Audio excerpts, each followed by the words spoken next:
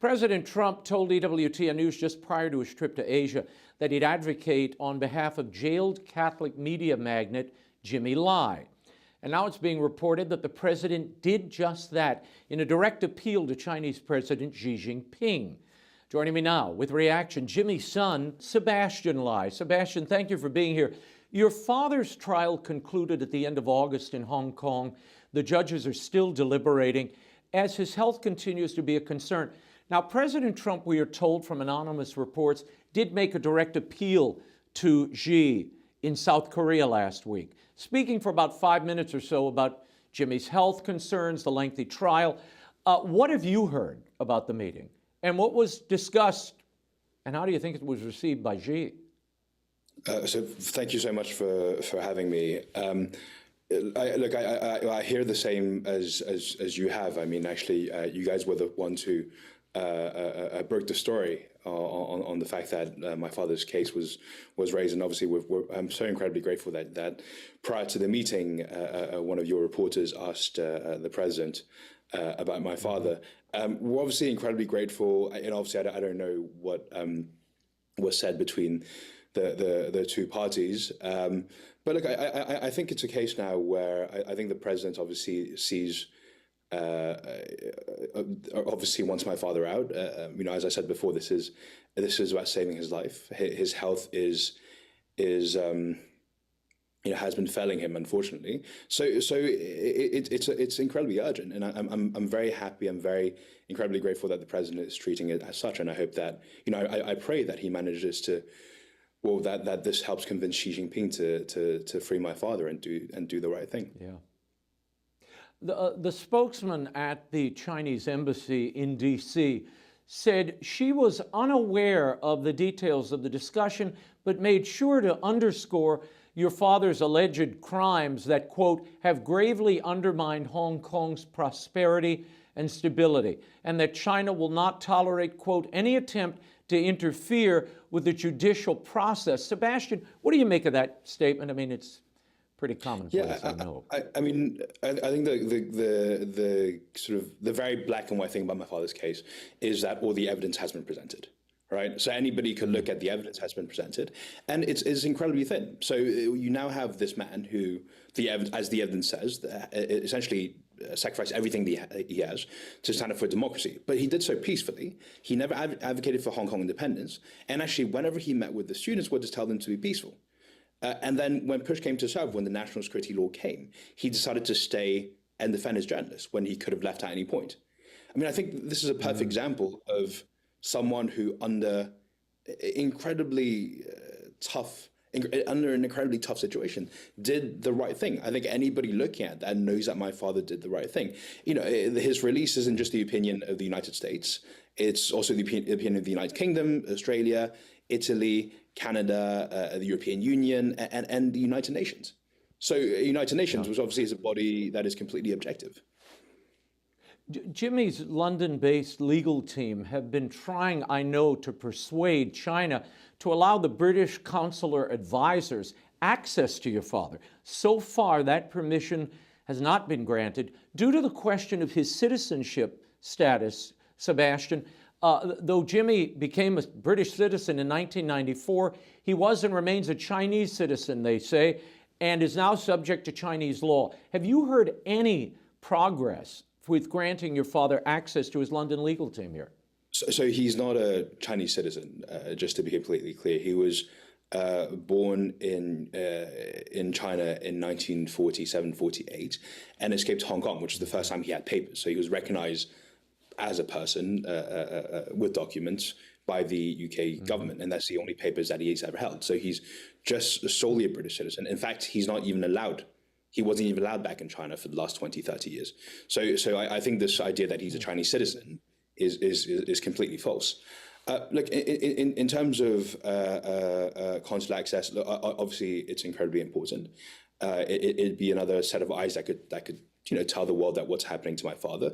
But the long and short of it is that he should be released immediately. And I think consular access is secondary to that.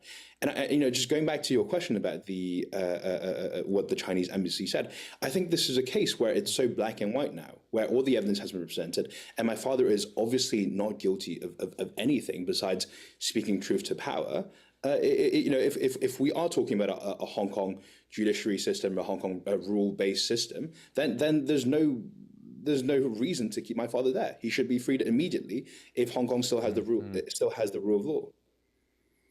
Yeah, well, it's that China's national security law that they are invoking, which is a recent innovation, but it's being used not only to prosecute your father, but others like him who raised the issue of democracy, free speech. This is obviously targeted in the current government of China. It's viewed with suspicion and hostility. Last week, we were joined by your dad's Catholic godfather, Bill McGurn of the Wall Street Journal, whom I know you know well, and he indicated optimism that Jimmy would eventually be released because it's in China's best interest from a PR perspective to free him.